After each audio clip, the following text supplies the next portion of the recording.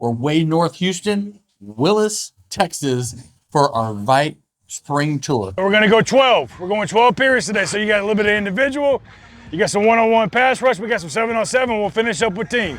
So it's 1 hour. So let's fly around, let's be competitive, let's be physical, okay, but protect each other. We're good on that. Yes, let's have a great day. We're gonna start with PAT.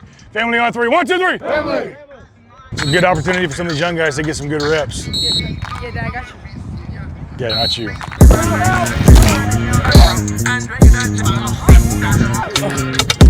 Hey, as soon as you can turn up, turn up. Depends on how well you throw the ball. Y'all come into this district, you win back-to-back district titles. Was that always the plan? How were you able to do that? You know, I tell you this, man. I mean, always the plan, eventually, yes. When I took this job, I told the board that I needed 4 to 5 years for them to see the end product of what we thought we could bring here.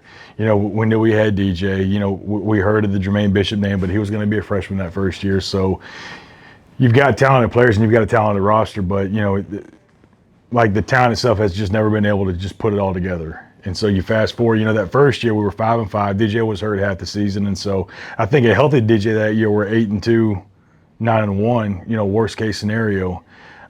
Just with, you know, how we did things, how we operate, how we coach, how the kids respond.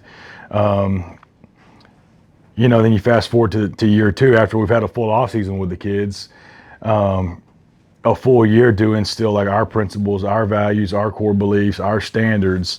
That second year, I mean, that was kind of, you know, it was a dream season. You know, you get to week 9, you got the Woodlands on the road. It's supposed to play on Thursday, gets rescheduled to Saturday. It's sold out Thursday night and Saturday. I mean, just ridiculous.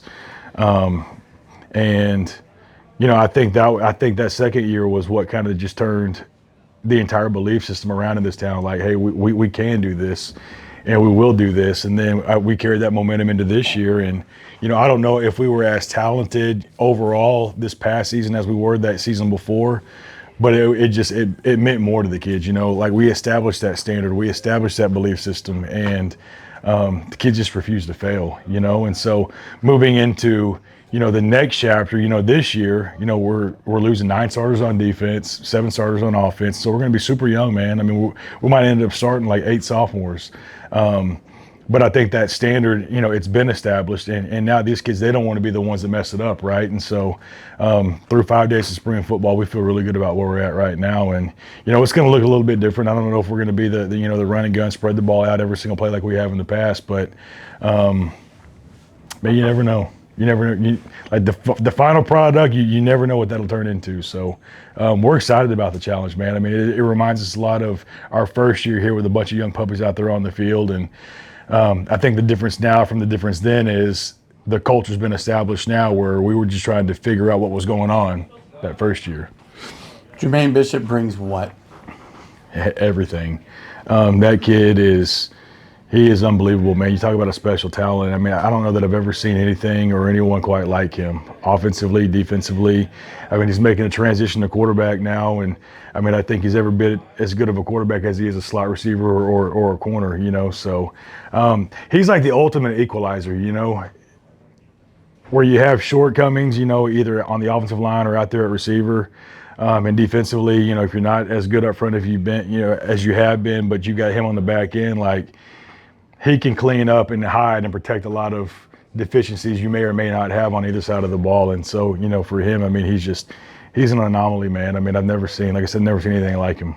With so many spots to replace, what's the biggest spot that you not have pause about, but are a little bit worried about going into the upcoming season? I mean, I think the biggest chink in the armor right now, because of what we do offensively, is that receiving room, man. I mean, every receiver's gone from the last 2 years, you know, including Jermaine, if he ends up being our quarterback, because, you know, not only do you lose that threat out there, you know, in space, which is where we're so dynamic at, you've got potentially 1 senior, 2 sophomores, a sophomore running back, you know, just like that offensive skill position, I think is where, you know, we've got, the most work cut out for us. Defensively, I mean, I think we reload, we rebuild. Up front, I feel really good about our defensive front. Feel really good about our interior line play.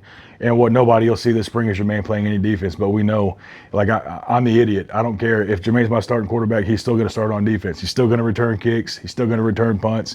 I'll be the guy that rolls the dice, because if he goes down, it's not going to look good anyways. So I'm not going to do anything that's going to hurt or hinder his progression at the next level because of what we need done here. And we've had, a lot of conversations about that. And until he tells me he can't go, he's going to go every single play. Willis has had a tremendous couple of seasons with Trent Miller at the helm. Of course, we had DJ Lagway. Now we have Jermaine Bishop.